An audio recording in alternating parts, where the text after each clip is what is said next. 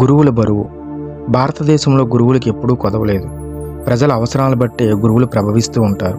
ఆయా కాలాల్లో మనుషుల వాంఛలను అనుసరించి వాటిని తీర్చడానికే మేమున్నామంటూ వినియోగదారుని డిమాండ్ను బట్టి ఉత్పత్తిదారుడు వస్తువును రూపొందించినట్లు గురువులు ఆయా శిష్యవర్గానికి కావలసినదేదో అందజేయడానికే ఉన్నారు. పూర్వకాలంలో మనుషులు ఆశించిన ధనరాశులకై, కామించిన వనితా రత్నాలకే తాపత్రయపడితే అందుకు తగినట్లుగా లక్ష్మీ స్తోత్రాలు, వశీకరణ మంత్రాలు నేర్పుతుండేవారు. నేటి కాలంలో పిల్లవాడికి ఇంజనీరింగ్లో సీటు, అమెరికాలో ఉద్యోగం, తన టెండర్ని ప్రభుత్వం అంగీకరించి ఆ కాంట్రాక్ట్ తనకే ఇప్పించడం వంటి కోరికలే ముఖ్యమనిపిస్తున్నాయి. కాబట్టి గురువులు అలాంటి కోరికలు తీర్చడానికి పోటీ పడుతున్నారు. ఇందులో కూడా ఎవరి స్పెషలైజేషన్ వారిది. కొందరు గురువులు వణిక్ ప్రముఖుల లాభాలను వృద్ధి చేస్తుంటారు. కొందరు గురువులు తమను ఆశ్రయించిన రాజకీయ నాయకులను ఎన్నికలలోనూ, నాయకత్వ పోటీలో ప్రత్యర్థుల మీదను గెలిపిస్తుంటారు.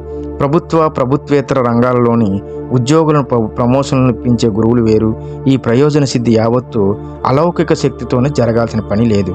కంపెనీలోని అధిపతి, కింది స్థాయి ఉద్యోగి తమ వద్ద శిష్యులైతే చిన్నవాడిని సిఫారసుతో పైకి లేవదీస్తుంటాడు. ఇవేవీ దక్కని శిష్యులు తమ కర్మను నిందించుకుంటారే గాని గురుశక్తిని మాత్రం శంకించరు. శిష్యుల మెదలను గురువు, అతడి ప్రధాన అనుచరులు అంతకు మునిపే ఆ విధంగా కండిషన్ చేసి ఉంటారు. సద్గురువు పాలిట పడితే పులినోట పడ్డట్టేనంటారు. అర్థమేమిటంటే, పులివాత పడిన మనిషికి నాగుపాము కాటుకు గురైన మనిషికి చావెట్లా తథ్యమో సద్గురువును చేరిన మనిషికి అహంకార నాశం అంత ఖచ్చితంగానూ జరుగుతుందని, తద్వారా తరిస్తాడని. కానీ ఈ ఆధునిక కుహానా గురువుల వలలో పడిన మనిషికి ఏ రకమైన విముక్తి లభించదు. మానవునికి ఉండాల్సిన ప్రశ్నించే గుణం మాత్రం నశించి దాని స్థానే వెర్రి నమ్మకం ఏర్పడుతుంది.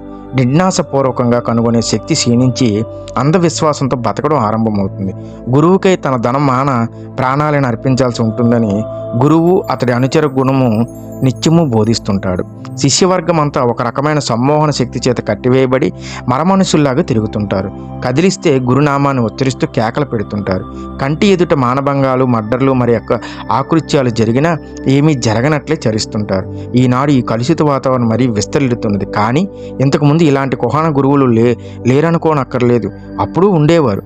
5-6 దశాబ్దాల క్రితమే అరుణాచల రమణను ఎవరో ఒక వ్యక్తి పలు మార్గాలు సూచించి అనేక గురువులు ఉన్నారు, గురువుగా ఎవరిని స్వీకరించాలంటారు అని ఆ మహాపురుషుణ్ణి అడిగాడు. ఈనాటి గురువులులాగా తన ప్రచారం చేసుకునే స్థితికి ఎప్పుడూ దిగజారిన రమణుడు ప్రశాంతంగా, నీకు ఎవరి వద్దనైతే మనశ్శాంతి లభిస్తుందో అతన్ని ఎంచుకో అని ముక్తసరిగా సమాధానం చెప్పాడు. ఆయన బోధను కూడా పరిగణలోకి తీసుకొని ఎంచుకుంటే మంచిదంటారా అని మళ్ళీ ప్రశ్నించాడు ఆ వ్యక్తి. ఆత్మవిచారానికి అత్యంత ప్రాధాన్యమిచ్చిన శ్రీరమణుడు ఇప్పుడు మనకున్న అజ్ఞానాన్ని వదిలించుకోమని ప్రబోధిస్తూ ఉంటే అది గ్రహించలేక ఏదో అడ్డదిడ్డమైన ప్రశ్నలు వేస్తే ఏం చెప్తాడు?